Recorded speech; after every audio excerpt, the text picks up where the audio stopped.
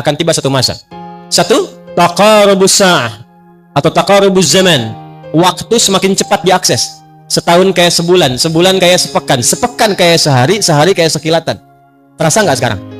Yang kedua, saat waktu itu tiba, taqarubul aswaq, pasar, bisnis mudah diakses.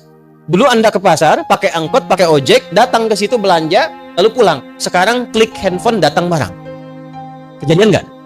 Tapi saat masa itu tiba, kata Nabi, perhatikan, yantashirul kadzib dan tashirul fitan.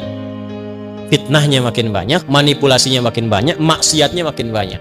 Akan ditemukan banyak hoax. Anda sulit membedakan mana yang benar, mana yang salah. Anda akan banyak menemukan bahkan yang maksiat muncul tanpa bisa kita sekat dan kita duga. Maaf, sekarang maksiat yang dulu jauh tak terlihat sekarang masuk ke saku masing-masing. Coba handphone yang sering diakses itu. Berapa gambar-gambar tak senonoh ada di situ? Berapa tayangan-tayangan yang tidak layak untuk dipandang ada di situ? Ya, berapa yang sekarang online yang dilanggar di situ? Judi online, pinjaman online, serba online tapi maksiatnya ada di situ. Saat kita berada di masa itu, apa yang harus kita lakukan? Langkah-langkah strategis atau tips Al-Quran dan hadis mengatasi problematika di akhir zaman. Langkah yang pertama, nanti di hadis lain, jika sudah masuk di era itu, maka berlatih setidaknya meninggalkan maksiat. Ingat ya, saya ulangi, berlatih meninggalkan apa? Maksiat. 2, kalau sudah konsisten menata diri jadi baik. 2, perdalam ilmu pengetahuan, penuhi majlis-majlis ilmu. Perdalam majlis ilmu dengan cara belajar 3 hal. Karena sekarang zaman fitnah, awas hati-hati. Hati-hati, 3 ini tidak kita dapati, problem akan muncul. Sesama muslim bisa saling celah. Yang bahaya masjidnya kosong. Cuma gara-gara kunut, yang satu kunut, yang satu tidak, nggak pada ke masjid. Padahal yang salah itu yang tidak sholat subuh. Nah, saat terjadi yang seperti itu, maka apa yang dilakukan?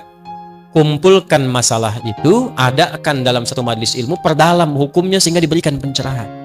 Di sini ustadz-ustadz kompak, ulamanya kompak, berikan pencerahan, jangan ditanamkan fanatisme sehingga terjadi perpecahan.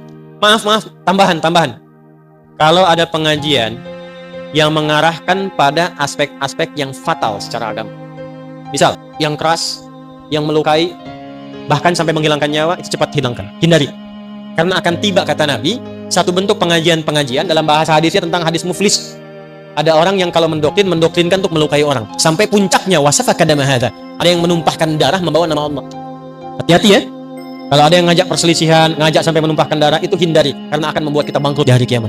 Yang terakhir, praktekkan persaudaraan, difasilitasi oleh DKM Kompak, ustadz-ustadznya kita persaudarakan, bikin database, kumpulkan semua jemaah di situ, insya Allah